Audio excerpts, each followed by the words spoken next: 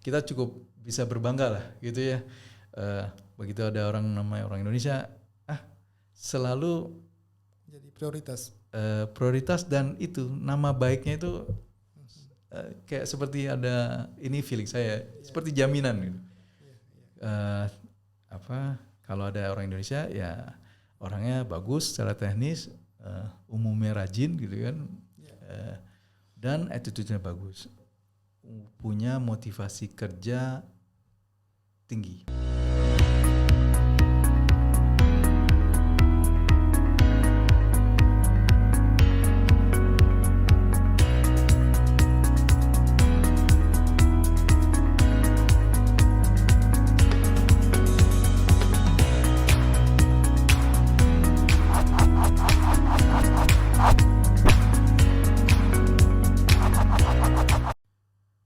Sahabat semua, ketika pertama kali Anda mendengar kata Kuwait, apa yang terlintas di pikiran Anda?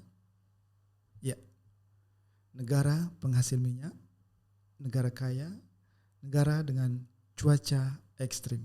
Itulah beberapa di antaranya yang kebanyakan orang tahu. Namun ada satu fakta menarik yang mungkin belum banyak diketahui, yaitu mata uang Kuwait dinar yang merupakan mata uang dengan nilai tertinggi di dunia. Inilah yang menjadi salah satu alasan utama kenapa pekerja migran dunia termasuk insinyur-insinyur terbaik Indonesia memilih Kuwait sebagai negara tujuan untuk berkarya dan mencari penghidupan. Pada episode kali ini, The Mara Podcast Talk to Friends mengajak sahabat semua untuk menyelami lebih dalam tentang kisah dan kiprah insinyur Indonesia dan pekerja profesional yang bekerja di industri minyak di Kuwait, sebuah cerita tentang kompetensi, dedikasi, dan peran anak bangsa di dunia internasional. Untuk membahas topik menarik ini, telah hadir di studio kami sahabat saya, Ketua IATMI, Ikatan Ahli Teknik Perminyakan Kuwait, sebuah organisasi yang menaungi insinyur-insinyur Indonesia yang berkiprah langsung di jantung industri minyak dan gas di Kuwait. Beliau adalah Insinyur Ahmad Irjam M. Eng. Ya. Betul ya, Bang Irjam ya? Betul. Master of Engineering. Selamat datang Ketua. Jadi saya harus manggil Ketua ya ini, karena bagaimanapun juga saya masih anggota IATMI nih Bang Irjam. Jadi kaos yang saya pakai ini, yang saya kenakan ini adalah kaos anggota IATMI. Ya, terima kasih Bang ya. Sama-sama, terima kasih sudah mengundang saya. Gimana Bang sekarang untuk studi doktoralnya sudah sampai mana nih Bang? Memang saat ini saya bekerja full time di Selam Bersih. Di era digitalisasi saat ini saya melihat dengan perkembangan digitalisasi AI yang sangat pesat, bahkan sudah masuk ke dalam industri migas kita. Mau tidak mau saya harus memaksakan diri untuk belajar juga. Memaksakan diri nih Bang? Memaksakan diri karena umur sudah kepala 5. Harapan saya selain saya mengikuti laju dari digitalisasi yang ada di dunia saat ini, saya juga dapat memberikan contoh khususnya pada anak-anak saya bahwa anything is possible. Yang penting mindset kita. Luar biasa. Ini semangat Bang Irjam ini memotivasi dan menginspirasi kita semua ini. Bang, terakhir kita BBK Banjarbali Kuwait dan IATMI berkolaborasi untuk tim voli ya Bang ya. Oh iya. Tapi hari ini kita nggak ngobrolin tentang olahraga Bang, nggak ngobrolin tentang voli, nggak ngobrolin tentang tenis, nggak ngobrolin tentang badminton atau padel Bang. Sedikit obrolan kita lebih serius ini mengenai anggota kiprah dari insinyur-insinyur Indonesia yang ada di Kuwait, anggota dari Bang Irjam nih. Iya, siap. Ya, Bang sebagai pembuka bisa cerita sedikit nggak tentang IATMI? Jadi apa itu IATMI? Kapan IATMI Kuwait didirikan? Lalu bagaimana awal terbentuknya komunitas ini? Baik, terima kasih Beli Gede. Jadi IATMI Kuwait ini adalah bagian dari IATMI pusat yang berpusat di Jakarta. Ya. IATMI sendiri adalah organisasi non-profit yang didirikan di Jakarta tanggal 7 Juni 1979. Oh, ya sudah cukup lama ya. Didirikan oleh sekelompok pekerja migas saat itu. Dan hingga kini itu dari angka yang saya dapatkan, dan angka ini sudah dikonfirmasi oleh pusat, itu ada sekitar 4.673 member aktif IATMI di seluruh dunia. Terdiri dari sekitar 75-80% adalah profesional. Ya. Untuk berapa cabang itu Bang? Dari seluruh dunia, IATMI itu ada berapa cabang? Kita ada kita ada IATMI, nanti di bawah IATMI itu ada kita sebut Komda atau chapter. Chapter itu ada yang chapter mahasiswa dan chapter di negara-negara. Oke. Kalau chapter universitas itu ada di setiap universitas yang memiliki teknik kemigasan itu punya cabangnya. Tapi kalau di negara sekitar 22 negara memiliki Komda IATMI, termasuk Kuwait. Kuwait ini adalah salah satu Komda dari 22 Komda yang ada di bawah IATMI pusat. IATMI pusat, iya. Jadi anggota IATMI itu tidak pekerja profesional saja, tapi mahasiswa juga sudah masuk anggota IATMI ya? Iya, mahasiswa sekitar 800-an anggota mahasiswa kita, dan sekitar mungkin 100-150 anggota tetap maupun honor member. Untuk di Kuwait sendiri itu Bang, seberapa besar jumlah komunitas IATMI Kuwait, kemudian seberapa besar tingkat kolaborasi antar insinyur-insinyur Indonesia yang ada di Kuwait ya? Nah, IATMI ini lebih membind semuanya menjadi satu, bahwa kita semua di migas. Tidak ada, boleh tetap silakan kalau mau berkumpul dengan tim Kuwait, tim KOC, itu ada paguyuban sendiri. Ya, ada KIPIK juga ada ya Bang ya? Iya, KIPIK ada. Tapi kalau ada wadah yang meliputi semua, dan itu ada koneksi kepada Indonesia, dan di Indonesia ada koneksi pada pemerintah, manfaatnya luar biasa, Bli. Bisa menjadi inputan pada pijakan, kepada pendidikan keteknikan, development potensi sumber daya Indonesia, maupun ajang kita berbagi knowledge, berbagi opportunities di antara kita yang ada di luar Indonesia. Banyak sekali ininya. Dengan membaurnya dalam suatu organisasi IATMI ini, kita mendapatkan benefit seperti itu. Ya, apa peran strategis IATMI Kuwait di dalam mendukung, mengembangkan dan memperkuat kontribusi daripada insinyur-insinyur Indonesia di Kuwait, baik dari sisi jejaring gitu, kemudian pengembangan kompetensi dan lain-lain? Ya, jadi saya balik lagi ke IATMI. IATMI Kuwait itu didirikan tahun 2007.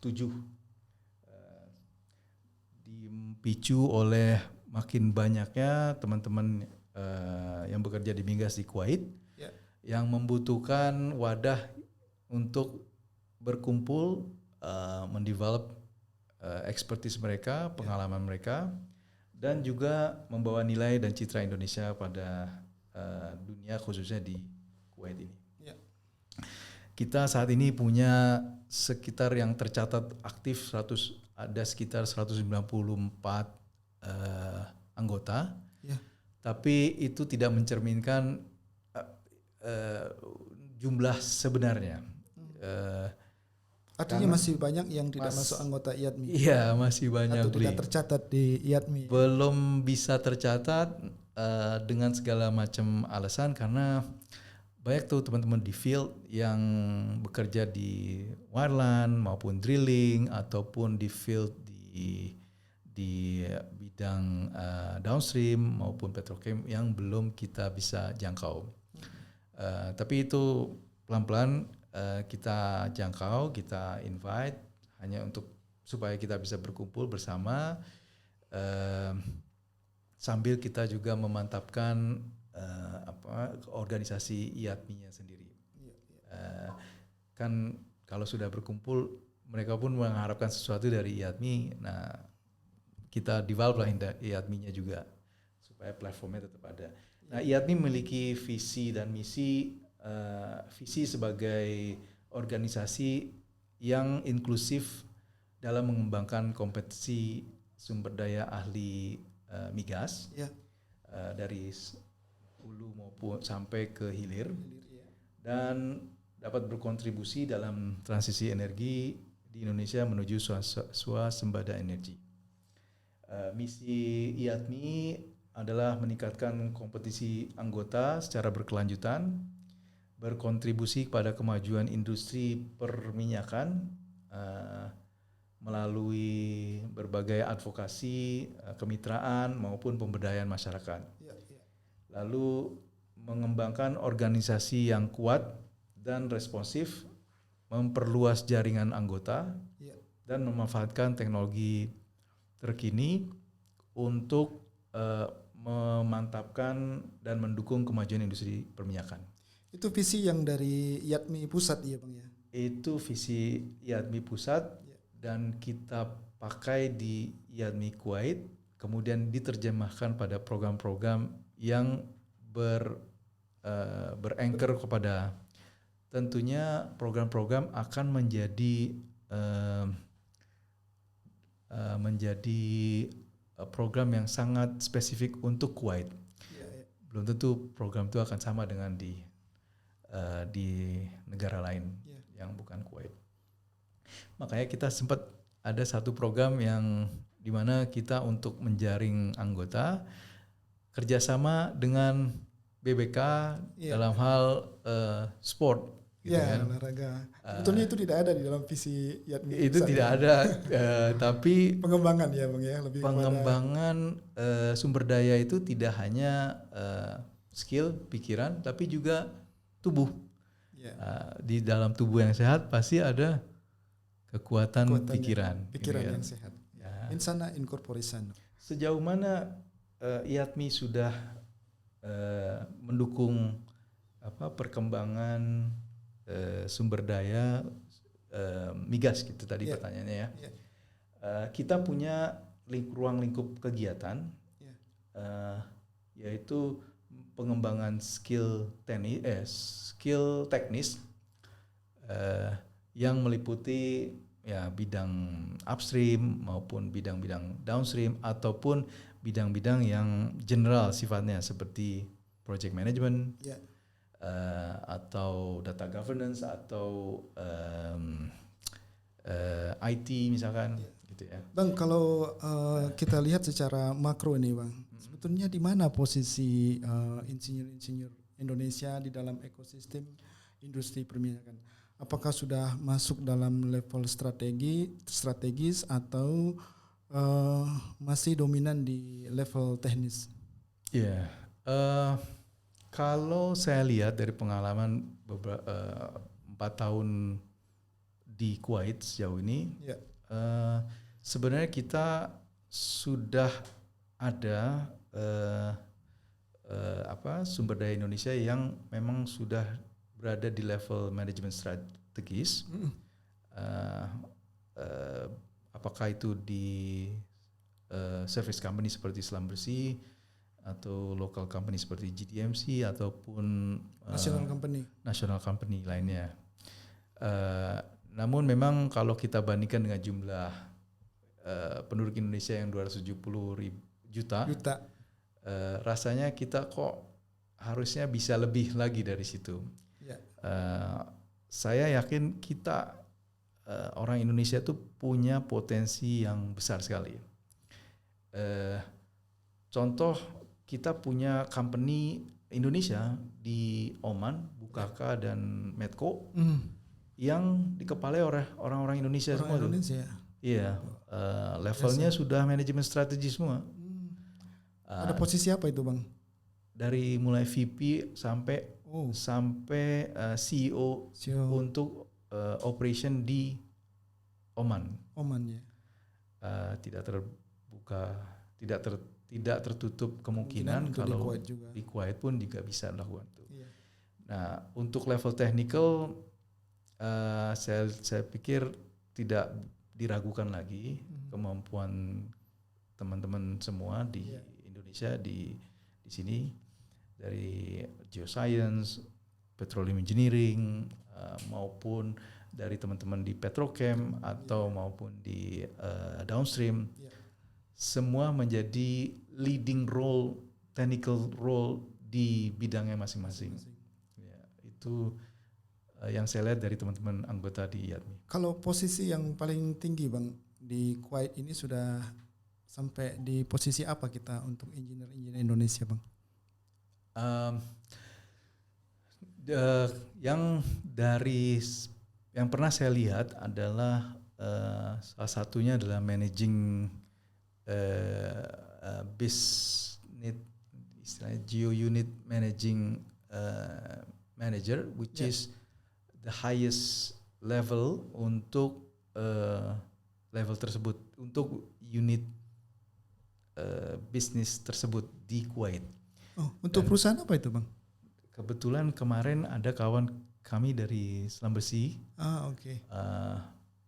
Di beliau kebetulan juga wanita dan cukup membanggakan ya untuk kita semua. Ternyata engineer ini tidak diminati oleh laki-laki, tapi juga kaum perempuan ya. Ya, bidang yang rough gitu, yang biasa dikuasai oleh laki-laki, bisa juga sekarang dimasuki oleh wanita.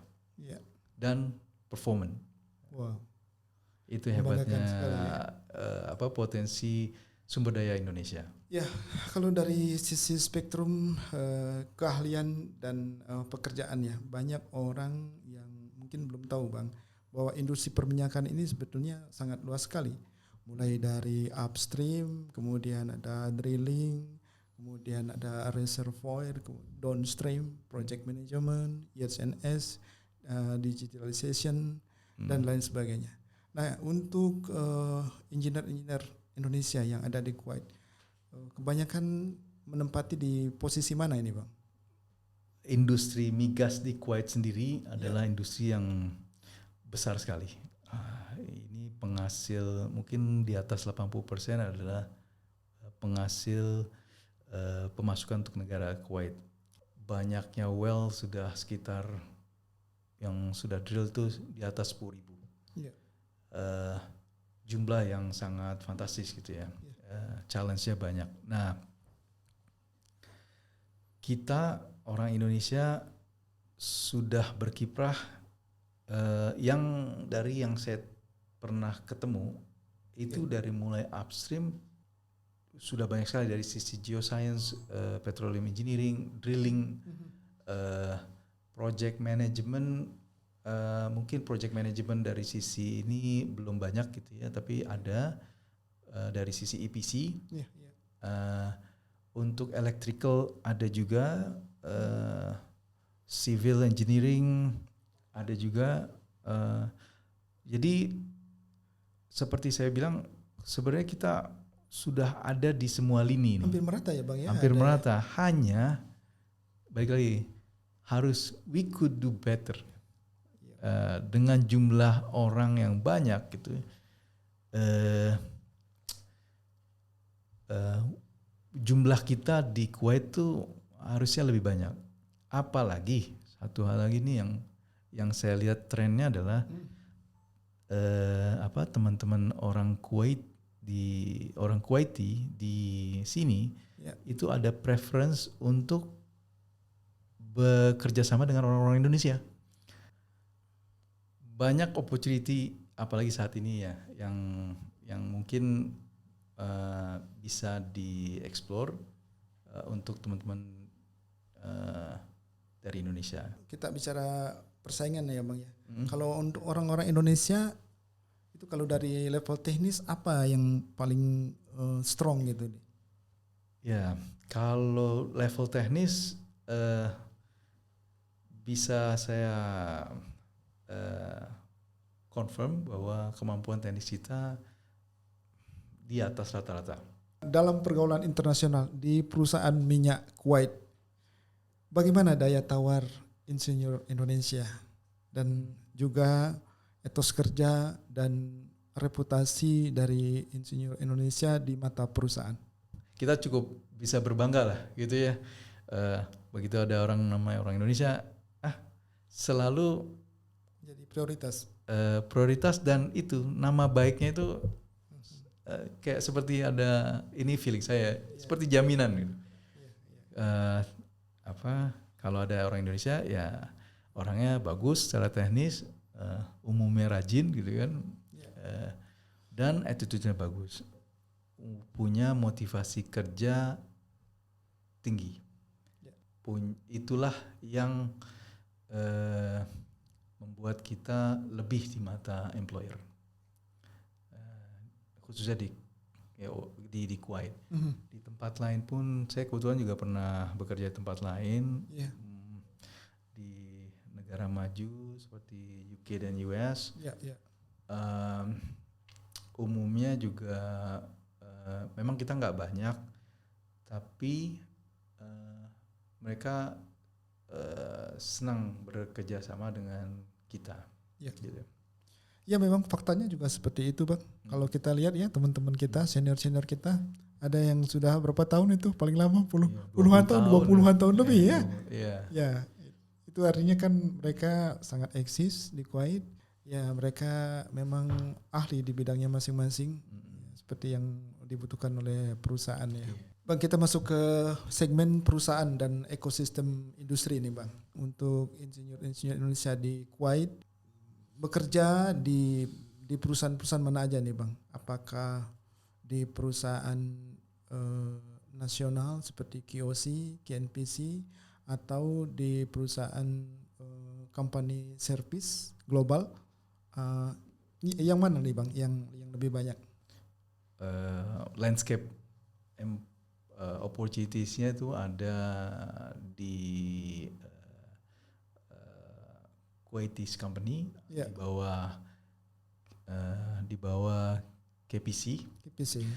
Itu kan ada macam-macam dari mulai KOC sebagai operator migas dalam negeri, KUFPEC operator dan investor migas di luar negeri, kemudian ada KIPIC, KNPC yang di downstream serta Equate. Untuk service company itu ada global yang besar seperti Islam Bersih, Liburton, Baker Hughes dan Weatherford, itu yang Big Four.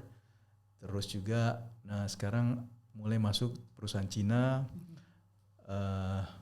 di service company, kemudian ada juga local company dan local Middle East companies. Seperti dari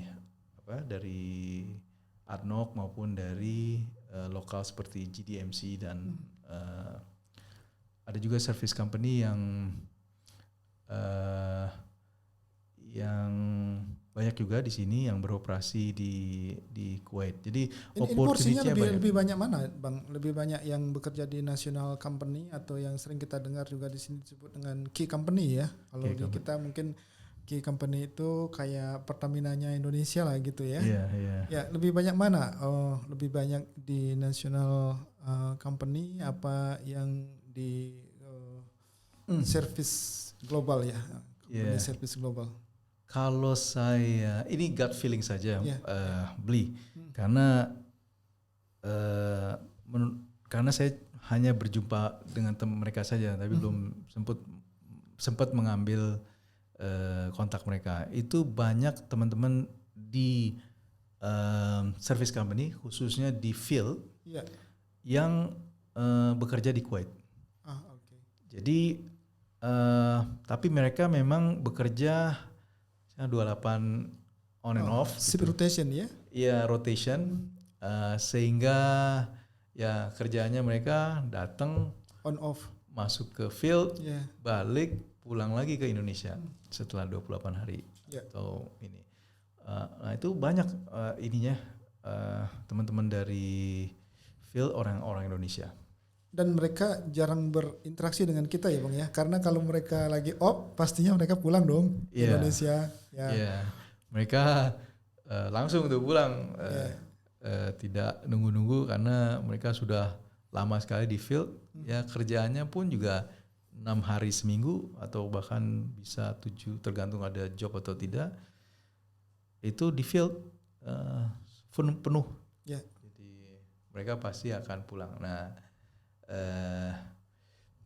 ya itu challenge sendiri buat kita lah di IADMI untuk bagaimana mengikut sertakan mereka di dalam organisasi IADMI. Sering ketemu juga ya dengan mereka ya Bang ya, yang rotation ini? Ya ketemu either lah di saat bermain saja atau saat di transit atau di airport ya. Kayak kemarin kami bertemu berapa orang gitu. Ada 4 atau 5 orang yang bekerja di field. Yeah. Ternyata ada yang dari Selam Bersih. Oh. Dan atau ex Selam Bersih, terus berkenalan kita di situ. Padahal mereka sudah 2-4 tahun di Kuwait. Di Kuwait. Ya itu karena mereka on off ya Bang ya. Bisa jadi mereka kalau lagi off bisa running bisnis juga di Indonesia dulu. Enak juga. Ada juga sih kawan. Ada juga kawan yang melakukan seperti itu. Punya jaringan hotel banyak gitu ya. Jadi bekerja di Kuwait hanyalah untuk mengisi waktu. Kata dia. Jadi kebalikannya tuh Bang. Kebalikannya. Iya. Terus kalau untuk proses rekrutmennya nih Bang, kalau untuk insinyur Indonesia yang bekerja di Kuwait itu seperti apa proses rekrutmennya, bisa cerita nggak Bang? Kalau untuk Selam Bersih itu memang opsinya direct hire maupun direct kontrak umumnya. Namun kalau di KOC atau di K Company, mungkin karena ada push dari governmentnya untuk nasionalisasi, sehingga untuk recruitment menjadi direct hire itu sangat-sangat jarang sekarang. Mereka lebih di-push. Tapi sebelumnya kan long term juga itu Bang, kayak yang di national company ya. Ya long term. Sekarang udah mau apa? Kontrak juga? Sekarang by default mereka akan di-offer sebagai direct contract. Okay. Walaupun direct contract itu di-renew setiap tahun, tapi tetap tidak pernah ada batasnya. Jadi sama saja dengan permanent employment sebenarnya.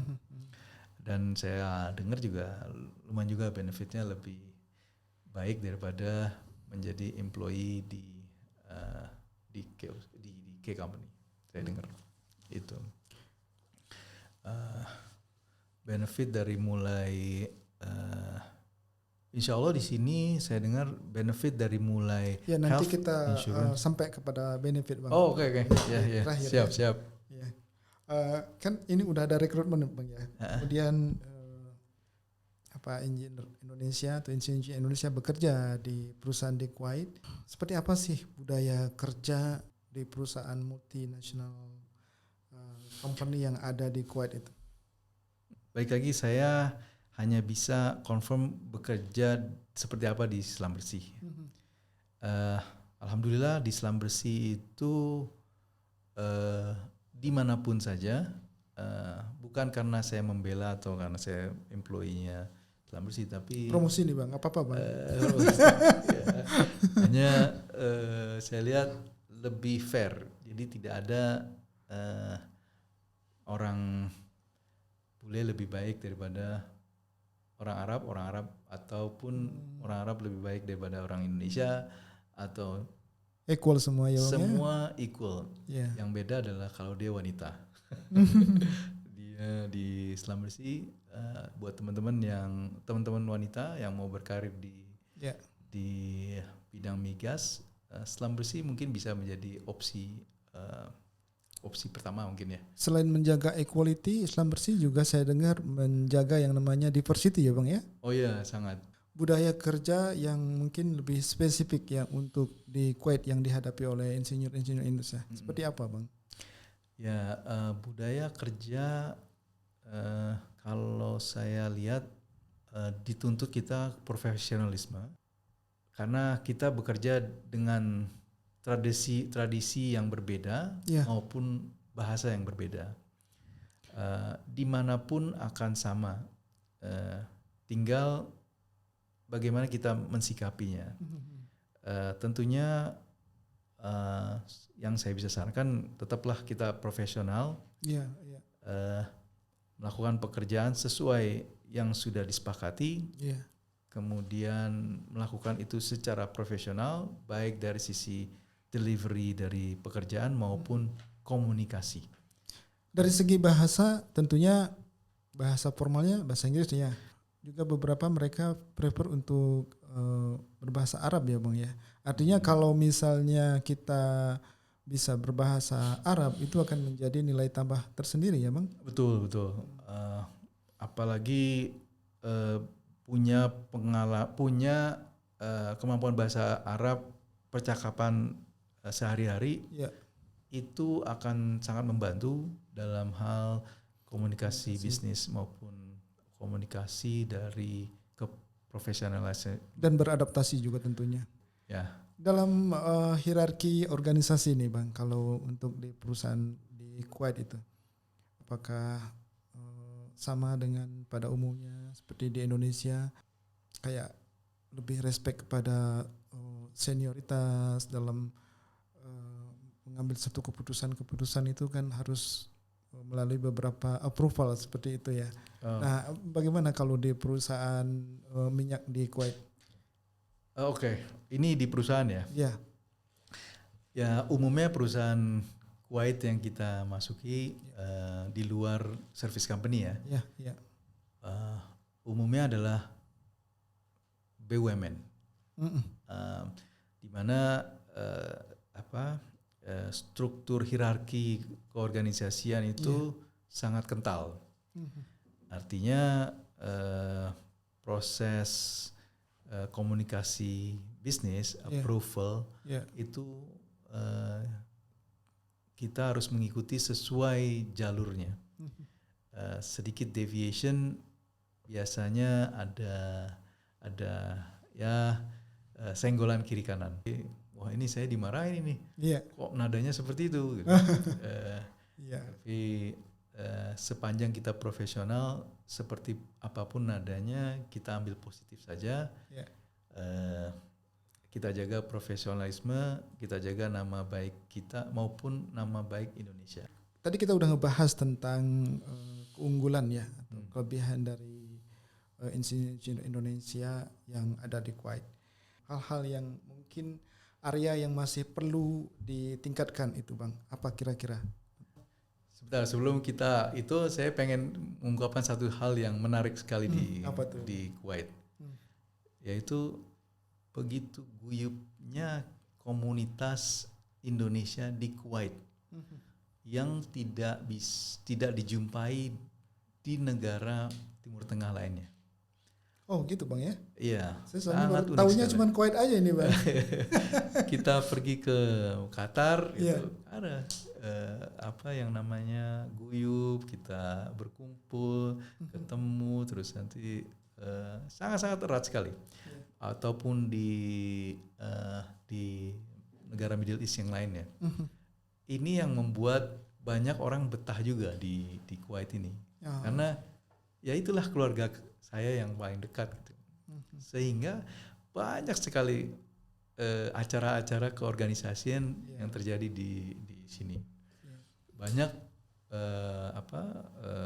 organisasi-organisasi yang terbentuk, apakah kedaerahan atau keprofesionalismen atau sport.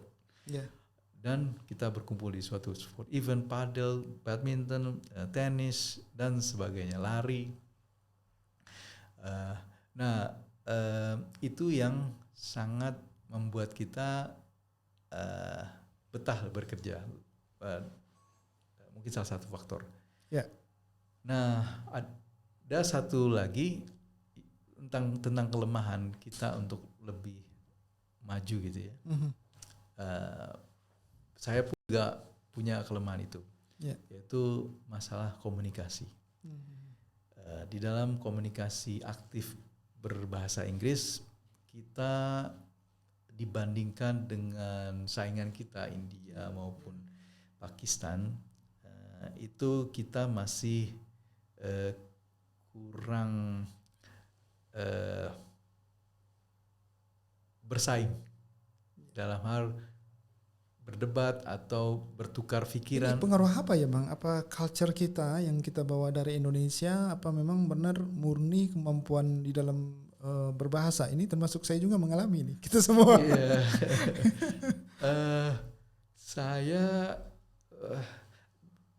Saya temukan ada dua hal gitu ya, yang mungkin jadi penyebab. Pertama adalah berbahasa Inggris daily sebagai daily first language or second language, itu untuk kita bukanlah strong point kita. Dibandingkan teman-teman di Pakistan maupun India, mereka daily, apalagi kalau mereka formal bahasanya juga udah English. Dia second language pun setiap hari berbahasa Inggris. Betul. Itu yang pertama. Yang kedua, ya problem kita adalah begitu kita ketemu dengan teman-teman ini, kita balik lagi ke bahasa daerah. Jadi ada beberapa level yang kita harus melakukan translasi bahasa gitu. Sedikit bercanda. Tapi itu yang menyebabkan kita agak susah berkomunikasi aktif di level global. Karena pada saat kita berkomunikasi baik tulisan maupun lisan, bagaimana berbahasa Inggris yang ilmiah, kompleks dan high level education, itu mungkin kita masih belum, itu butuh jam terbang untuk berada di situ gitu. Ini saya mengambil dari pengalaman saya 5 tahun di US, 5 tahun di UK. Itu memang harus membutuhkan praktis berbahasa Inggris ini. Jadi buat teman-teman yang mau berkarir di global, sedini mungkin usahakan untuk berbahasa Inggris. Bagaimanapun caranya. Use your creativity. Sekarang nih bahkan ponakan saya hanya dengan nonton film YouTube sudah bisa bahasa Inggris. Jadi ya kita pun bisa lah. Yang kedua, kita secara general kita tuh orangnya adalah introvert. Kita sering kamu harus orang-orang Indonesia pada umumnya Bang. Orang Indonesia. Jadi karena sifatnya menurut itu adalah ya. Tapi kita sedang bersosialisasi nih Bang, berorganisasi, berkegiatan dengan sesama komunitas. Tapi dengan sifat introvert tersebut itu nggak bisa kita mengungkapkan langsung apa yang dibilang itu, tidak langsung. Biasanya diserap dulu, difikirkan dulu, baru dijawab berikutnya. Tidak pada saat yang sama gitu. Sehingga apa? Atau mungkin masalah norma-norma ya yang ada di kita. Ya, mungkin. Itu bisa menjadi, saya sih nggak mau menyalahkan ya, artinya apa itu bisa berdampak begitu ya, karena kita kalau di Indonesia ya jujur aja kalau kita ngomong sama orang tua itu harus membatasi diri, artinya dari pilihan kata, kemudian tingkat atau level bahasa yang kita gunakan itu lebih halus seperti itu kan ya. Ya, itu menurut saya sedikit banyak juga berpengaruh pada cara kita berkomunikasi dalam bahasa Inggris. Iya.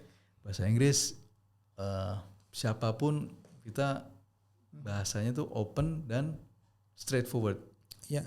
Sementara kita ada level-level bahasa kan, ada yang halus sekali, kasar, yang kita pakai untuk berbicara dengan tipe-tipe orang tertentu. Iya, ini seperti kayak pisau bermata dua ini, Bang. Karena di satu sisi, ya, jadi norma yang tadi kita bahas itu bisa memberikan satu benefit tersendiri berupa attitude gitu ya, yang baik, yang tentunya ini menjadi nilai tambah dari pekerja migran Indonesia pada umumnya. Tapi di sisi lain juga menjadi hambatan dalam berkomunikasi. Gimana menurut Bang Ijam? Ya, seperti itu kondisinya ya. Tapi bukan berarti kita tidak bisa. Jangan hanya yang dibutuhkan adalah at some point kita harus bisa berubah gitu, mindset kita dan berbicara yang straightforward. Iya. Ada waktu kita balik ke community kita balik lagi seperti itu. Jadi ada challenge yang harus kita hadapi dan kita lakukan. Kemampuan beradaptasi ya Bang untuk di setiap komunitasnya. Karena kalau kita bicara tentang culture ya, kalau kita lihat Jepang negara maju kurang bagaimana culture buatnya, tapi mereka bisa tetap maju dan berjalan dengan budaya yang mereka punya ya. Ya, betul sekali. Tradisi itu juga sangat bagus menurut saya. Dengan adanya tradisi seperti budaya Bali, budaya Jawa, budaya Minang, budaya apapun itu yang ada di Indonesia, itu kita terlihat sebagai orang yang respectful gitu, punya nilai-nilai luhur. Ya. Nah sekarang tinggal bagaimana mengkomunikasikan itu dengan secara profesional dengan lawan bicara kita di level global tanpa kita merasa malu terhadap itu. Iya betul. Bagaimana mengkombinasikan antara culture yang kita punya dan tuntutan kompetensi yang dibutuhkan oleh perusahaan global ya. Bang, kalau kita bicara realita pastinya tidak selalu mulus-mulus saja. Apa sih sebetulnya tantangan terbesar dari insinyur-insinyur Indonesia yang bekerja di perusahaan di Kuwait? Apakah terkait masalah teknis, budaya kerja, atau adaptasi lingkungan? Kalau teknisnya, maksudnya teknis pekerjaan ya. Itu menurut saya sih tidak ada masalah buat teman-teman. Masalah berjauhan dengan keluarga. Ada beberapa teman yang nggak bisa bawa keluarganya ke sini, orang tuanya, misalkan dia anak-anak tunggal, orang tua sudah tua. Masih banyak seperti itu Bang ya? Iya. Jadi masih belum terbiasa merantau gitu Bang ya? Ya, dan juga kan dia juga ada semacam keinginan untuk dengan kehidupan bekerja di Kuwait, dia ingin membawa orang tuanya, dia pengen merawat orang tuanya, tapi tidak bisa karena ada maksimum umur dari orang tua yang bisa dibawa ke sini. Kemudian masalah bahasa, tapi bahasa dengan ada mengikuti community, itu info-info terkait keberadaan kita di Kuwait itu kita bisa sharing lah di dalam komunitas yang kita ikuti. Apakah komunitasnya YATMI atau komunitas BBK atau komunitas yang lainnya.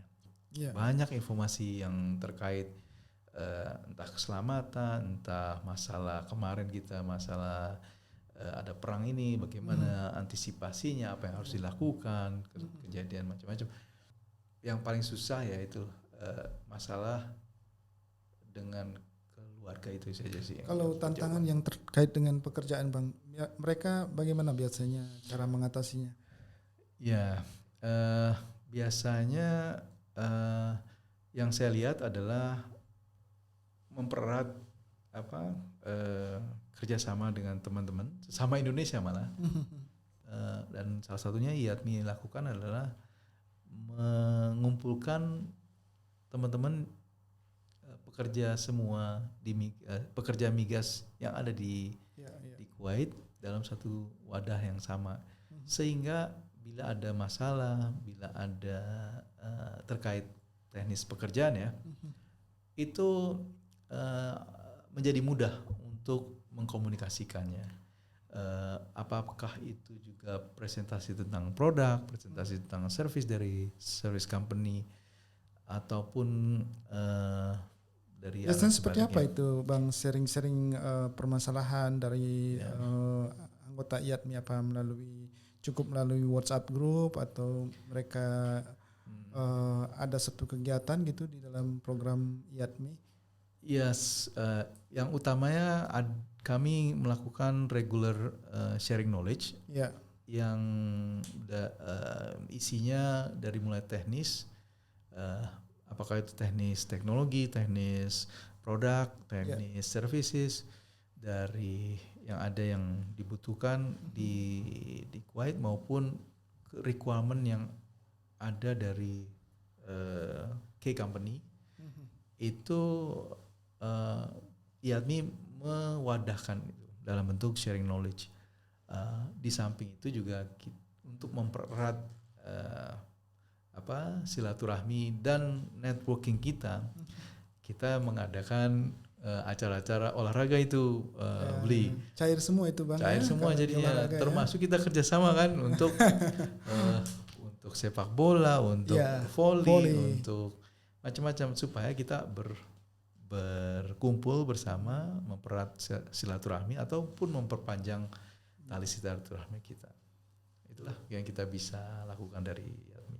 Ya, ini untuk adik-adik kita di Indonesia ini Bang, yang memiliki mimpi untuk ke luar negeri. Seberapa besar peluang saat ini untuk masuk ke industri perminyakan di Kuwait khususnya ya? Lalu apakah peluang ini masih terbuka lebar, apa semakin kompetitif? Kemudian skill dan spesialisasi apa yang paling dibutuhkan untuk saat ini? Opportunity itu besar, apalagi di Kuwait dengan adanya aktivitas drilling dan development field yang meningkat, di luar masalah perang ini ya. Tapi kebutuhan untuk ramping up produksi dari saat ini menjadi sekitar 4 juta barrel dari contoh di KOC, itu kebutuhan untuk sumber daya manusia yang andal besar sekali. Nah sekarang bagaimana supaya bisa itu terjamah oleh teman-teman yang ada di Indonesia, karena masalahnya kan bagaimana kita bisa menjemput itu kan, itu terbuka, dan terbuka itu ya yang masuk banyak globally gitu ya. Betul. Nah mungkin kalau saya bisa kasih saran sedikit adalah ya terus perbesarlah networking teman-teman, get involved, khususnya yang berhubungan dengan migas, masuk ke organisasi seperti IATMI, apalagi IATMI adalah organisasi non-profit yang global, dan tidak hanya di Middle East tapi juga Eropa dan Amerika gitu. Get to know people, karena banyak itu orang-orang yang komunitas job seeker. Iya. Informasi itu akan terbuka tuh pada saat percakapan yang santai, sederhana. Ternyata saya punya skill itu. Saya bisa tuh. Nah, ya harus teman-teman harus menjemput bola sekarang. Involvement pada organisasi seperti IATMI, IPA, di Indonesia banyak lah. Itu bisa menambah networking kita dan pengetahuan kita. Dengan networking kita berkomunikasi dengan teman-teman, terus juga mengungkapkan pendapat atau ya sifatnya kita seperti saya bilang tadi, personal branding, kita menaruh nama kita di depan itu bahwa si A punya inisiatif untuk berkembang dan punya kemampuan ini, and for sure akan ada akan ada openingnya, tentunya dengan ditambah juga dengan selalu berdoa dan ini semua rezeki udah diatur. Untuk skill dan spesialisasi yang dibutuhkan itu Bang, ada nggak yang khusus gitu yang lagi tren sekarang atau yang lagi dibutuhkan di Kuwait? Skill atau spesialisasi apa? Tidak, kalau saya tidak tahu dengan pasti, tapi memang tidak ada spesifik yang seperti itu. Cuman bedanya kalau di Kuwait ini Bang, kita berhadapan dengan program nasionalisasi dari pemerintah Kuwait ya, yang mana mereka juga menginginkan generasi-generasi mudanya itu banyak terlibat di industri minyak begitu ya. Jadi banyak engineer ya, seperti di tempat kerja saya itu untuk posisi engineer itu hampir sebagian besar memang dipegang oleh orang lokal gitu ya, dari Kuwait itu sendiri. Jadi ini menjadi tantangan tersendiri juga buat bukannya kita mengecilkan ya, tapi ini menjadi tantangan tersendiri sehingga memang mau nggak mau kita harus meningkatkan kompetensi ya Bang ya. Jadi skill atau spesialisasi yang tidak dimiliki oleh orang lokal. Iya. Ya kita harus do beyond what they can do. Market ini kompetisinya tinggi, marketnya kecil, kompetisinya tinggi.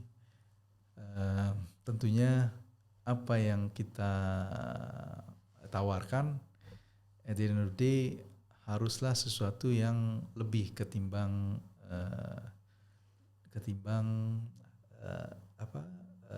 skill yang mereka bisa dapatkan di dalam Kuwait sendiri.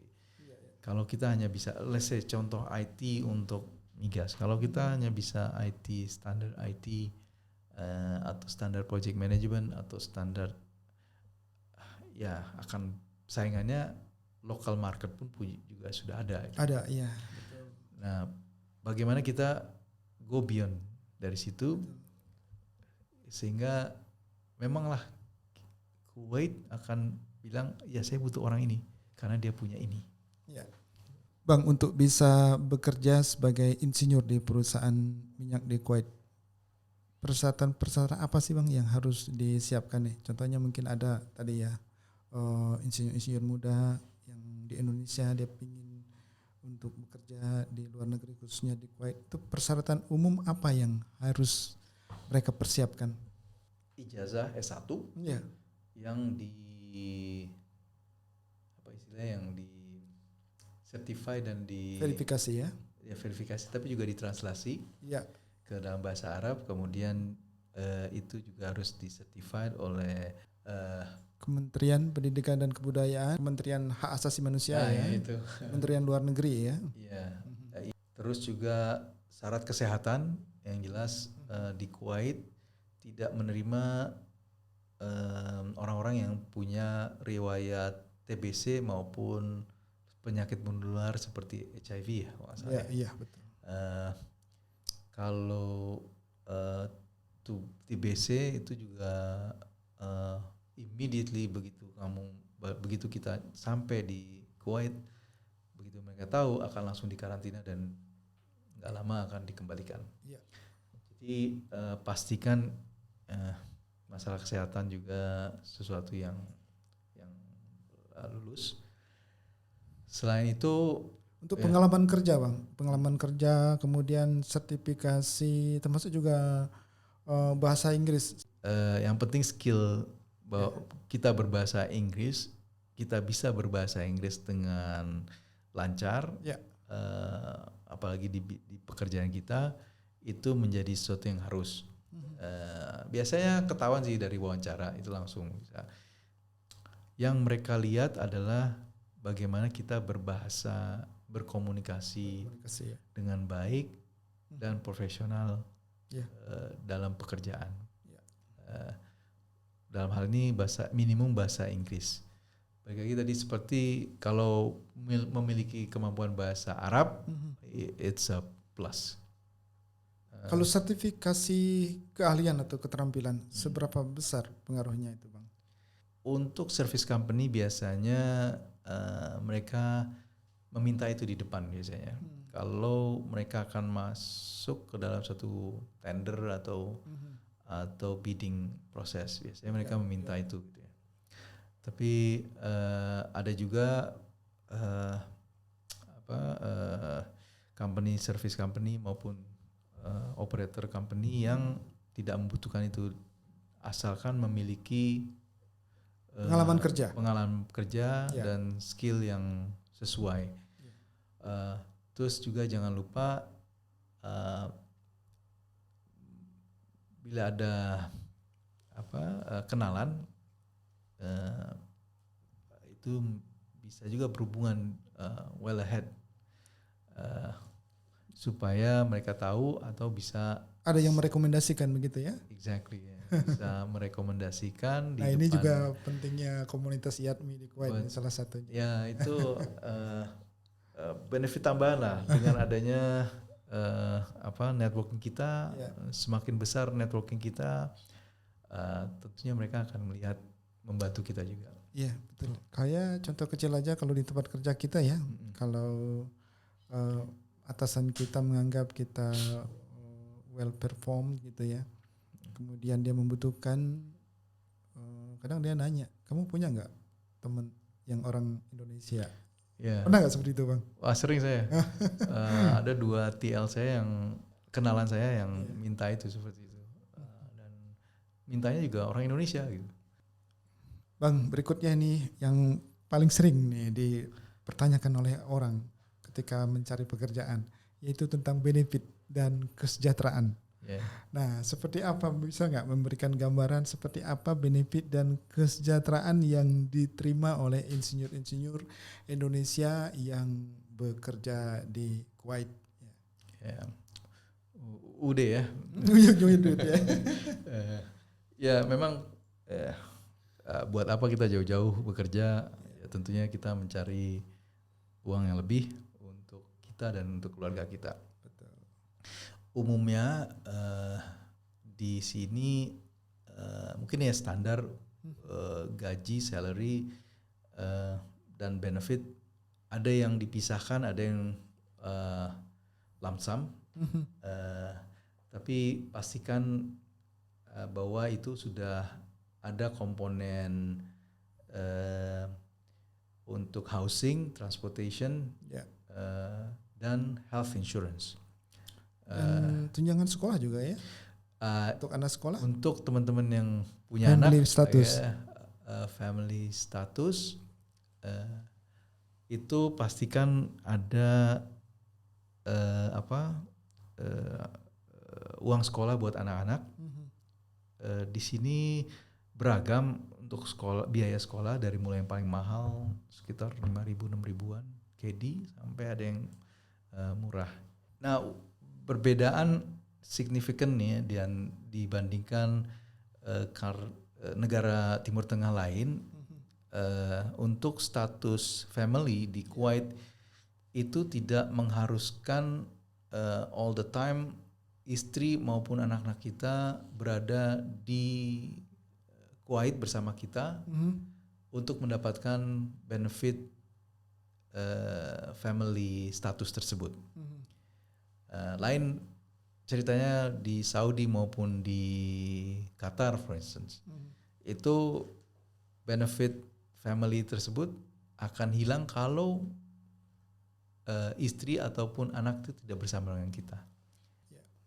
Itu yang nilai plus di Kuwait. Kalau gajinya sendiri nih Bang, ini kan Kuwait dinar itu nilai mata uang yang paling tinggi di dunia. Bisa nggak spill sedikit nih range gaji untuk insinyur muda yang bekerja di Kuwait nih? Kira-kira berapa nih? Ada di kisaran berapa nih? Spill sedikit nih Bang. Saya belum pernah lihat hire fresh graduate. Kuwait melakukan hiring fresh graduate.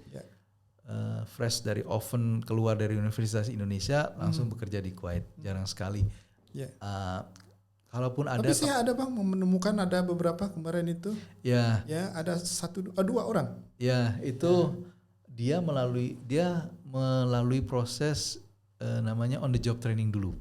Oh gitu. Yang dilakukan oleh perusahaan tersebut. Dia kirim ke sini berapa bulan untuk melakukan training.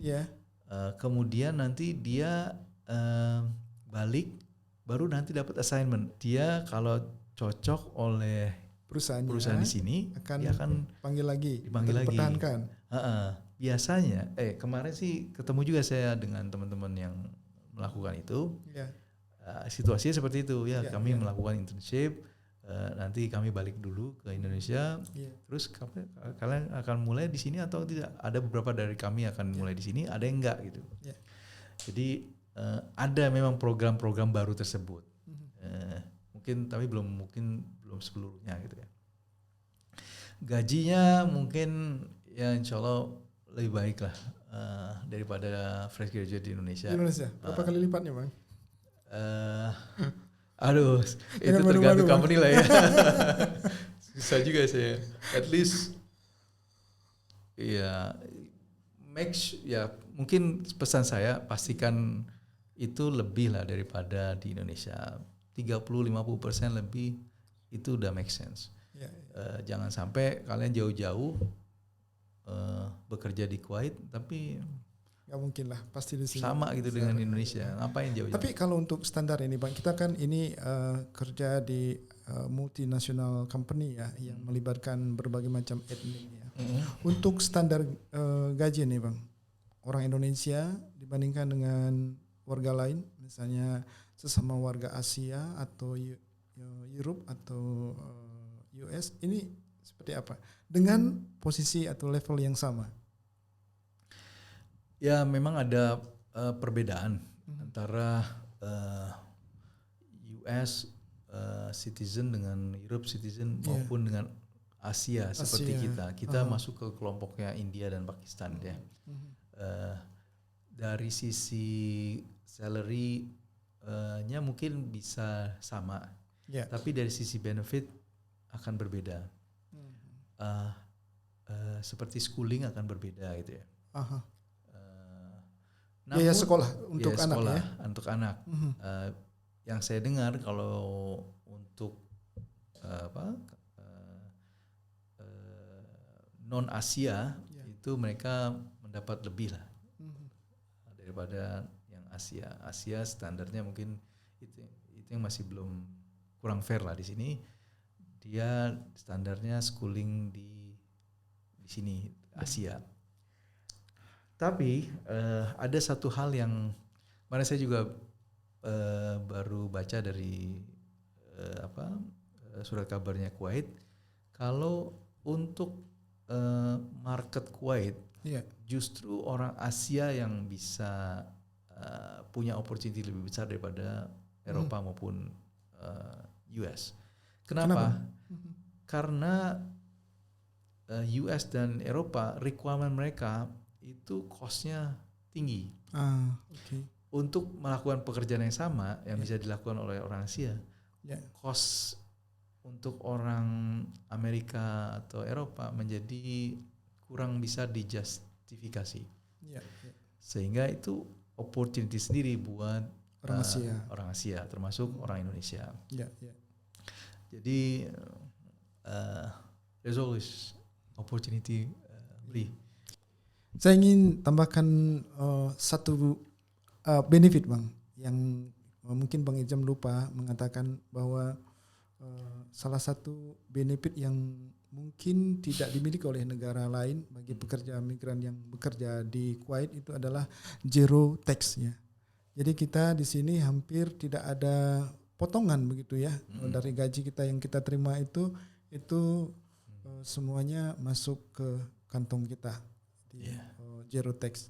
Nah selain itu juga benefit yang lain tentunya namanya kita bekerja di multinational company di internasional, pastinya kalau kita bekerja selain mendapatkan uang juga mendapat sertifikat pengalaman internasional yang selanjutnya mungkin ini bisa kita pakai bukan hanya di kawasan Middle East, mungkin juga bisa kita pakai untuk ngelamar atau mencari peluang lain di negara Eropa atau bahkan di Amerika di perusahaan-perusahaan minyak lainnya. Iya, betul sekali. Jangan lupa itu bensin di sini paling murah se Middle East. Kita RON 95 di Indonesia mungkin udah di 15.000 ke atas, di sini masih 5.000-an. Iya, betul Bang. Jadi makanya kita di sini ya orang punya mobil sampai sisinya besar-besar nih Bang, sampai 3.000 cc, 4.000 cc. Ya. Mobilnya besar-besar. Dan mobilnya juga termasuk dibandingkan dengan di Indonesia lebih murah ya Bang ya? Iya, lebih murah. Ini benefit juga nih Bang. Lupa bener. Lagi Bang Irjam nyebutin. Banyak kok benefit bekerja di sini yang kadang-kadang karena banyak juga kita take it for granted. Iya. Gitu. Dan beberapa perusahaan minyak juga memberikan fasilitas mobil ya Bang ya? Ada. Khususnya yang di lapangan gitu Bang ya? Tidak hanya di lapangan, ada yang bekerja di kantor pun dapat mobil juga. Yang senior ya? Yang senior dia akan dapat mobil. As part of contract dia akan itu dikasih mobil Grass baru.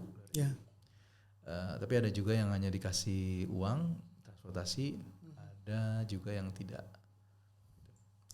Jadi menurut Bang Irjam gimana nih gaji dan benefit yang diterima oleh insinyur-insinyur Indonesia yang bekerja di industri minyak di Kuwait ini sudah sebanding nggak dengan tantangan, tugas dan tanggung jawab yang diemban?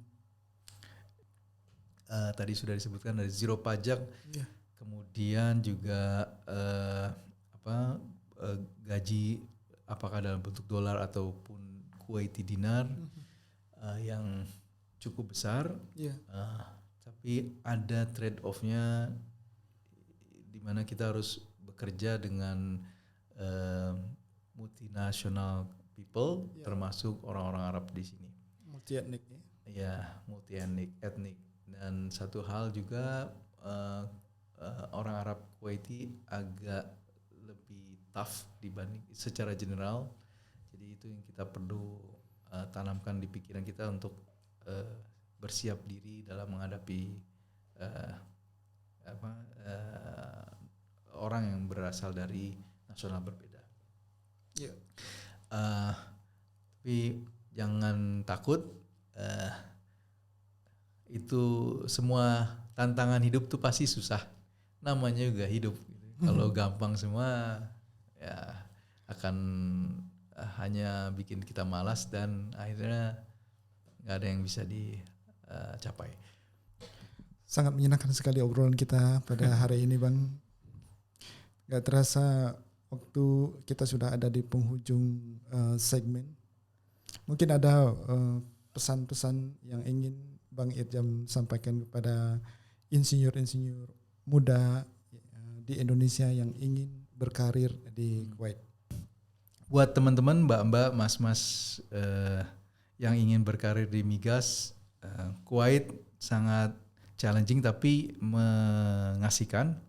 Jadi tetap semangat, jangan pernah takut atau menyerah untuk mencoba dan untuk bisa berkarir di Kuwait. Kalau anak kampung seperti saya saja bisa ke Kuwait gitu ya, dan bekerja, alhamdulillah, masa kalian tidak bisa gitu. Menurut saya teman-teman lebih hebat, semangat, tetap semangat. Luar biasa Bang Irjam. Bang Irjam, terima kasih sekali lagi telah menyempatkan diri untuk hadir di Demara Podcast, berbagi informasi, sebuah diskusi yang sangat komprehensif dan inspiratif. Percakapan kita pada hari ini membawa kita pada satu kesimpulan bahwa insinyur Indonesia memiliki kapasitas, integritas, dan daya saing untuk berperan aktif di industri energi global, termasuk di Kuwait. Kehadiran organisasi profesi seperti IATMI membuktikan bahwa profesionalisme, kebersamaan, dan kontribusi intelektual merupakan fondasi utama diaspora Indonesia yang bermartabat.